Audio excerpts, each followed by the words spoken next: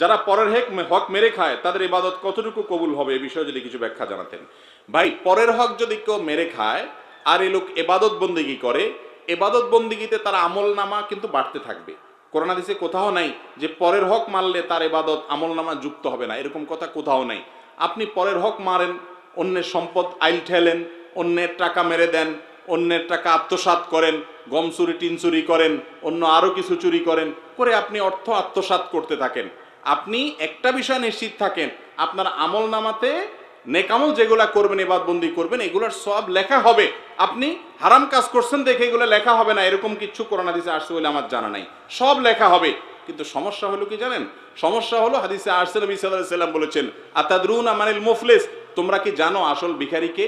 সাহাবীরা বলছেন যে আল মুফলিসু ফিনা মাল্লা দিনারা ওয়ালা দিরহামা, ইয়া রাসূলুল্লাহ আমাদের ভিতরে গরিব মানুষ হলো যার পয়সা কড়ি নাই। নবীজি বলেছেন, আরে না, এই মুফলিসের কথা বলি নাই। আসল মুফলিস হলো সেই লোক যেই লোক দুনিয়াতে মানুষের সম্পদ আত্মসাৎ করেছে, অন্যের জমির আইল ঠেলেছে, চুরি করে সম্পদ নিয়ে এসেছে, হাওলাত নিয়েছে আর দেয় নাই, বাকি নিয়েছে আর দোকানের সামনে দিয়ে যায় নাই, বিভিন্নভাবে মানুষের সম্পদ নষ্ট করেছে, বোনের হক দেয় নাই বাপের সম্পদে, মায়ের সম্পদে, ফুফুর হক দেয় নাই দাদার সম্পদে, বিভিন্নভাবে ভাইয়ের হক দেয় নাই, ভাতিজার হক মেরে দিয়েছে, মানুষকে মেরে কেটে খায়। আবার অনেক আমলও করেছে, মাশাআল্লাহ, মাহফিলে 2 লাখ দিছে, হুজুর বলে হাজী সাহেবকে আল্লাহ জান্নাত দিয়ে দেন, বলেন সুবহানাল্লাহ, সবাই বলে আমিন। এইরকম লোক যেগুলো আছে তাদের আমল নামার পাহাড় নিয়ে কিয়ামতের দিন উঠবে, মোচে তেল দিতে দিতে যাবে, যা আজ জান্নাত ঠেকায় কে? এত কোরআন খতম, এত মাহফিল, এত হুজুরে খাওয়াইছি, এত মসজিদে দিছি, এত কোরআন শরীফ কিনে দিছি। হুজুর যত আছে দেশে, এমন কোন হুজুর নাই আমার এলাকাতে গ্রামে যেগুলোর পেটে আমার খানা নাই। সবার পেটে খানা আছে, সব গরিবের পেটে খানা। কত দান সদকা করছি। আর কোরআন তেলাওয়াত, শুধু দান সদকা নাকি, হজ, উমরা, জিকির, আজকার, তাহাজ্জুদ, কপালে সিল, কত আমল করছি মাশাআল্লাহ। মোসে তাও দিতে দিতে যাবে জান্নাত সামনে কত দূর কে জানে।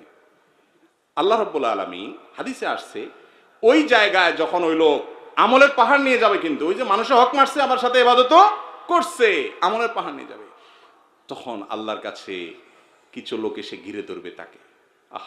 ঘিরে ধরে বলবে, আল্লাহ, এই যে লোক, ইয়া বড় হাজি সাহেব, গাজী সাহেব, শেখ সাহেব, মুফতি সাহেব, মালানা সাহেব, সভাপতি সাহেব, সেক্রেটারি সাহেব, কেশিয়ার সাহেব, সদস্য সাহেব, কমিটি সাহেব, অমুক সাহেব, তমুক সাহেব, এই সাহেব অনেক আমল করছে, আল্লাহ সব ঠিক আছে, মাগার আল্লাহ আমি একজন রিকশাওয়ালা ছিলাম, অন্যায়ভাবে আমাকে একদিন একটা থাপ্পড় দিছে, ভাড়াটা দেয় নাই।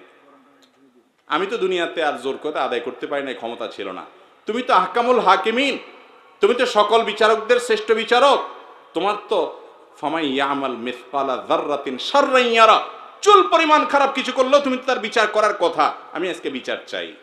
আল্লাহ বলবেন, এখন তো আর টাকা ফেরত দেওয়ার সুযোগ নাই, ঠিক আছে, আমল যেগুলা কষ্ট করে নিয়ে আসছো ওখান থেকে তাকে কিছু দিয়ে মামলা নিষ্পত্তি করে দিবেন, যাও তুমি চলে যাও।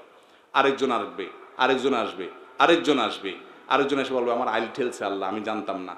আরেকজন বলবে আল্লাহ আমার লাউটা চুরি করে নিয়ে গেছে। আরেকজন বলবে আল্লাহ দোকান থেকে বাঁচিয়ে নিয়ে আর ধারে কাছে হাঁটে নাই। আরেকজন বলবে আল্লাহ বিচারের নাম দিয়ে আমার কাছ থেকে টাকা নিয়ে বিচার করছে, নেতা ছিল এলাকার। এক একজন এক এক মামলার আসামি, মামলার বাদীরা আসবে। আল্লাহ তাআলা সবাইকে তার দাবি অনুযায়ী, যদি প্রমাণ সত্য হয়, কেউ তার মিথ্যা সেদিন বলবে না, সব দিয়া বিচার করবেন। তার আমল সব শেষ হয়ে যাবে, দেনাদার তখনও, পাওনাদার তখনও থাকবে। এবার তো আমল শেষ, কি দিয়ে দিবে?